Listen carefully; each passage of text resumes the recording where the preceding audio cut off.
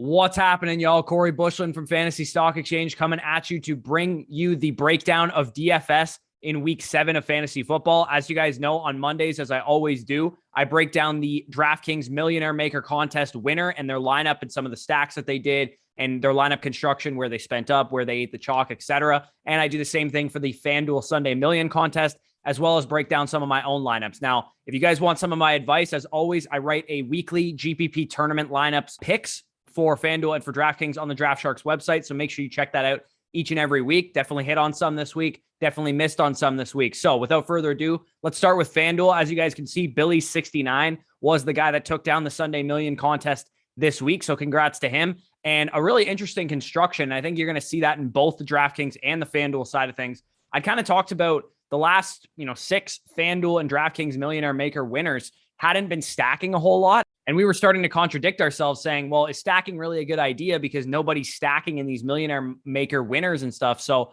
what this guy did was he actually mega stacked the Bengals side of things by taking Joe Burrow, Joe Mixon, Jamar Chase, and CJ Uzomah and basically stacking up the entire Bengals offense. Getting the 40 burger from Cincinnati obviously helped him out to succeed with that. And he didn't choose to run it back with anybody on the Ravens side of things. He didn't choose to play Hollywood Brown. He didn't play Rashad Bateman or Mark Andrews, anybody like that. So what this guy did was basically stack the Bengals offense. Again, going into the game, he assumed the Bengals are going to blow them out. They're going to score a crap ton of points.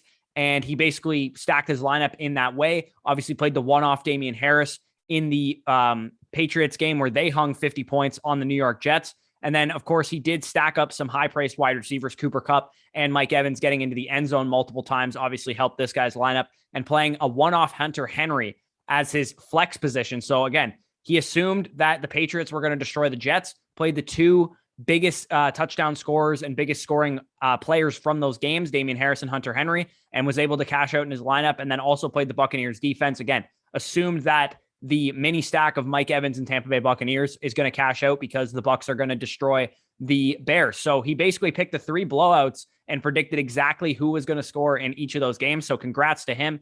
Good job on that. Lineup construction made, a decent amount of sense aside from the double stack of tight end and the fact that he didn't choose to run anything back and go 4 stack of Cincinnati Bengals, but it did work out for him. So I was not so lucky in the one Sunday Million contest that I did enter. I decided to go with a Sam Darnold stack with a Devontae Booker run back. So I went skinny stack Sam Darnold and DJ Moore. Again, didn't pay off, obviously. I got the game script I wanted. The New York Giants did get out to an early lead. I expected Devontae Booker to actually get something done on the ground. And he was a guy that I thought would be lower owned than he was. 11.9% was not exactly what I was hoping for. I thought he'd be more 4 to 5% owned and I'd be able to get a discount that way, but that wasn't the case.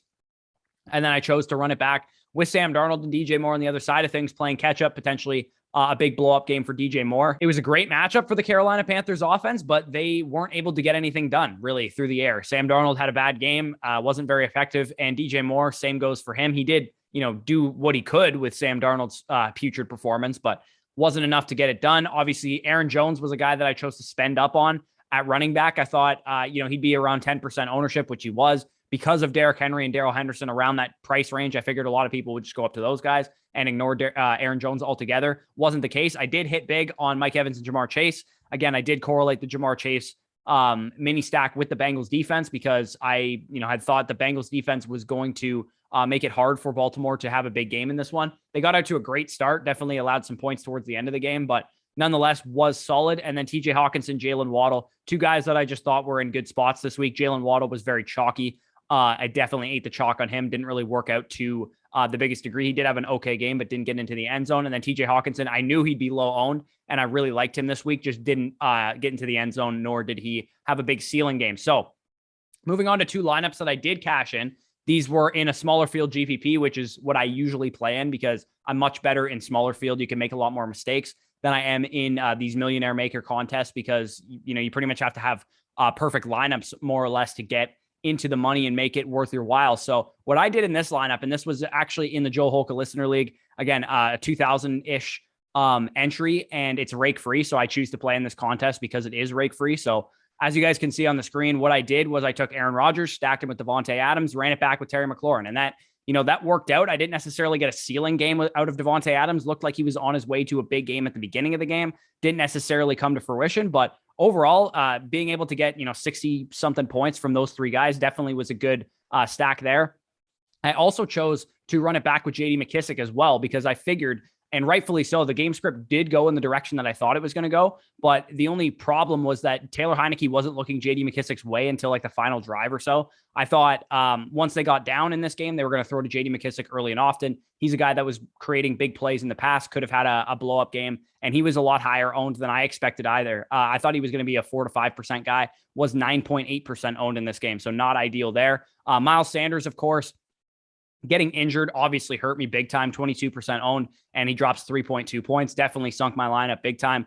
But AJ Brown, Kyle Pitts, Chris Godwin, Buccaneers defense were able to help keep me afloat. And I actually came in 51st in this contest, and I was in like 16th or 15th place midway through the 4:00 games. But Miles Sanders going out, Chris Godwin and Tampa Bay Buccaneers defense were definitely holding their own, but Miles Sanders going out, and then the big surge that we saw from Mike Evans and Cooper Kupp and some of these guys that were having monster games towards the second half of the 4 p.m. games knocked me down in the leaderboards. And I went from, 6-7xing my cash that I paid to get into this contest to only going 3x, which, is still fine. So another lineup in this exact same contest. Again, I'll just speed through this one real quick. I did a skinny stack, Tom Brady and Chris Godwin. Didn't choose to run it back with anybody on the Bears side of things because rightfully so, I predicted a Tampa Bay Buccaneers blowout, and that's definitely what it was. The Tennessee Titans defense was probably my biggest hit of all my in my articles, because they were a defense that I really liked this week. The Chiefs were leading the NFL in turnovers, and the Titans defense was like stone minimum on both sites. So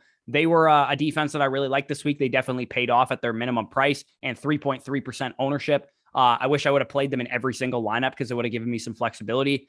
Derrick Henry, I ate the chalk and it didn't really work out. Again, 15.4 points out of Derrick Henry at the 11,000 price tag that he was going for. You needed a 30-point game out of him, or you're a 25-point game at the very least, and I didn't get it. So that definitely hurt. DeAndre Swift, another guy featured in my articles, been in my articles for the last couple weeks, was a guy that was the RB1 on the week, so definitely hit there.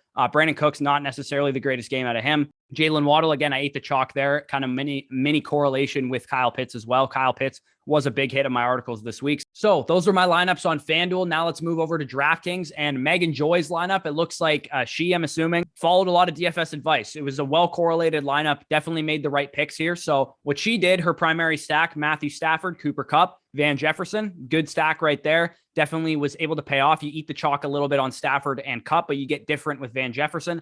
Great way to expose yourself to that game. And of course, ran it back on the other side with DeAndre Swift. Now, DeAndre Swift was projected, I think it was 19% ownership in my article, using the fan share projections that we use at Draft Sharks. For him to come only at 7% owned, this guy needs a price increase, man. 6,000. I have no idea why this guy's going at 6,000 and not being played by every single person on DraftKings. This is a 5, 6, 7, 8 target per game running back that you're getting in a full PPR format for 6K. I can't believe everybody isn't playing this guy every single week. So DeAndre Swift was a great play this week. Damian Harris, again, another guy, got into the end zone twice, definitely helpful for him. Chris Godwin and Cooper Kupp, like I said, they were more chalky wide receivers. Definitely expected them to pay off big in this one with no Antonio Brown in the lineup for Chris Godwin. Terry McLaurin was a guy that I was really in on late in the process, 4.1% ownership for a guy that was in a great situation with no Jair Alexander on the Packers side. He's on IR, so great play on Terry McLaurin. Foster Moreau obviously was a late swap for this